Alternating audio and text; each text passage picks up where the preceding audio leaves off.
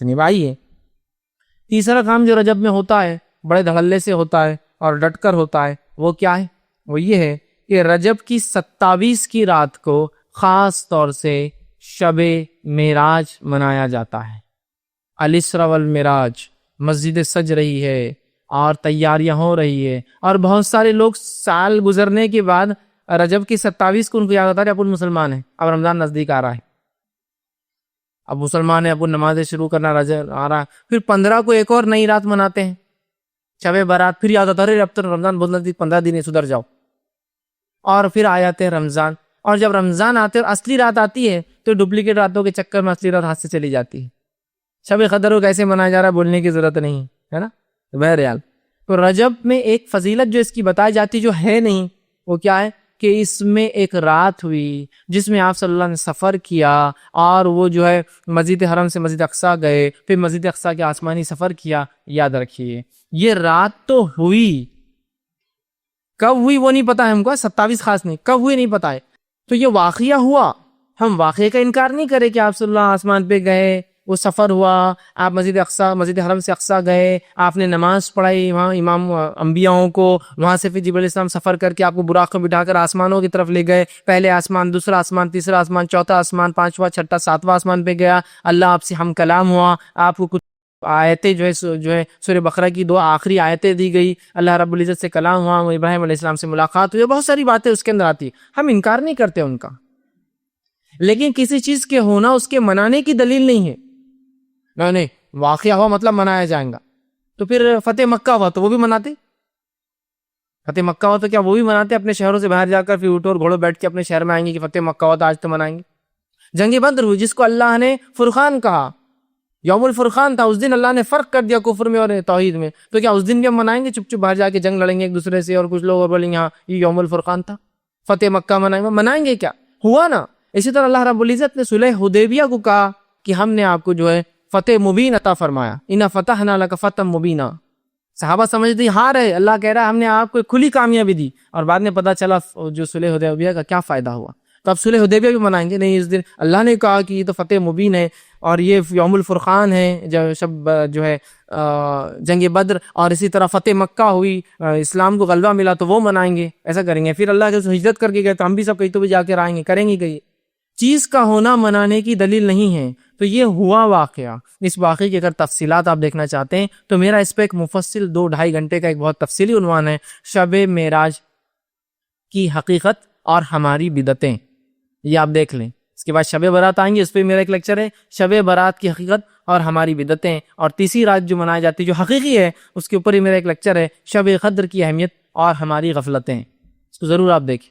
تو شب معراج کی حقیقتیں اور ہماری بدعتیں، اس میں نے بہت تفصیلی رکھا ہے کہ کسی چیز کا ہونا منانے کی دلیل نہیں۔ بہرحال تو اب اس رات کو یاد رکھیے، اس رات کو نبی اکرم صلی اللہ علیہ وسلم کے ساتھ وہ معجزہ ہوا جو آپ لے گئے، یہ رات 27 رجب تھی، اس کے بارے میں کوئی دلیل ثابت نہیں ہے، اور صحابہ سے بہت کم اقوال اس تعلق سے ملتے کب ہوا، یاد رکھیے۔ تو یہ رات کب ہوئی، اسی کوئی دلیل نہیں۔ اب ہم نے دیکھیے، میں ہمیشہ کہتا ہوں کہ بہت ساری باتیں ایسی ہے جو کس کو نہ پتہ چلی، شاید اللہ رحم کرے ہم پر، اللہ معاف کرے، شاید جبرائیل علیہ السلام نے آ کر ہندوستانی پاکستانی لوگوں کو بتا کے چلے کہ تمہارے لیے یہ فکس کر دیا گیا ہے۔ جیسا 27 کو معراج ہوئی، دنیا اختلاف کر رہی ہے، صحابہ میں اختلاف ہے، محدثین میں اختلاف ہے، ہندوستانیوں کو پکا پتہ ہے 27 رجب۔ اسی طرح جو ہے شب قدر کب ہے اس کو تلاش کرنے کا حکم ہے۔ جو آخری حدیث ملتی ہے اس کے تعلق سے وہ یہ ہے کہ اسے رمضان کی آخری عشرے کی طاق راتوں میں تلاش کرو، مطلب 5 میں سے کوئی ایک۔ لیکن شاید ہندوستان میں آ کے جبرائیل علیہ السلام بول گا کہ تم لوگوں کے لیے 27 ہے، لہذا تم لوگوں کو سہولت تاکہ تم آرام سے جو عمل کر لو، کم وقت میں زیادہ کر لو، تو ہم تو برابر 27 کو منا رہے ہیں شاید۔ دیکھیے نا، یہاں اختلاف ہے، یہ رات کب ہوئی، معراج کب ہوئی، ہمارے پاس پکا ہے کب ہوئی، 27 رجب۔ آپ 27 رجب کو بہرحال دیکھیے، کسی چیز کا ہونا اس کے منانے کی دلیل نہیں، اب ہوا، اب منانا شروع ہو گیا ہے نا۔ کیسے؟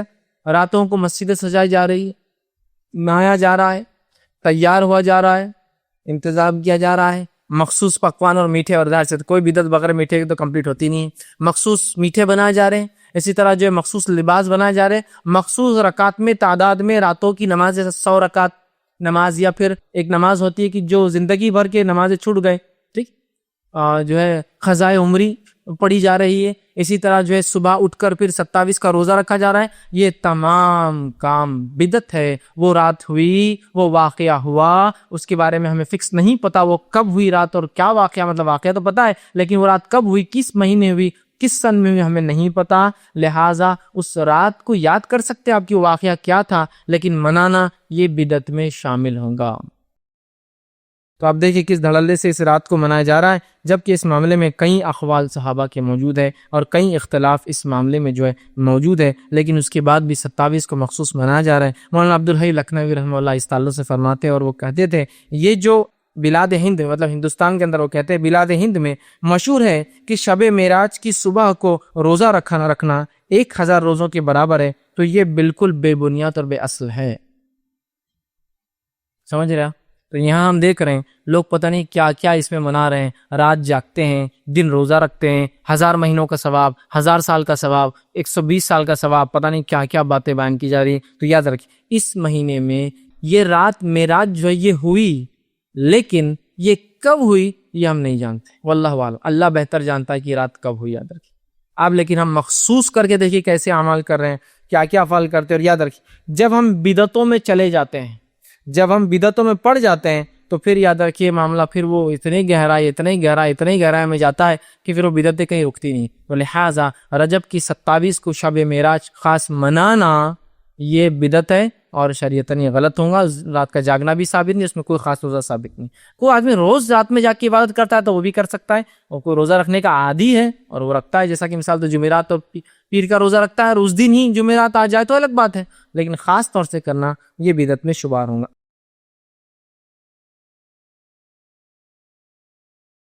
السلام علیکم، آپ بھی ہمارے اس کام میں تعاون کریں اپنی زکات و صدقات کے ذریعے۔ ڈونیشن ڈیٹیلز کے لیے ڈونیٹ پر کلک کریں۔ اگر آپ کو ہمارے ویڈیوز پسند آئے ہیں تو اسے شیئر کریں اور ثواب کے حقدار بنیں۔ روزانہ ہمارے ویڈیوز کو پانے کے لیے ہمارے یوٹیوب چینل کو سبسکرائب کریں اور بیل آئکن دبائیں۔ ہم سے دیگر سوشل میڈیا پر جڑنے کے لیے ویڈیو میں دیے گئے آئی ڈی کو سرچ کریں۔ جزاک اللہ۔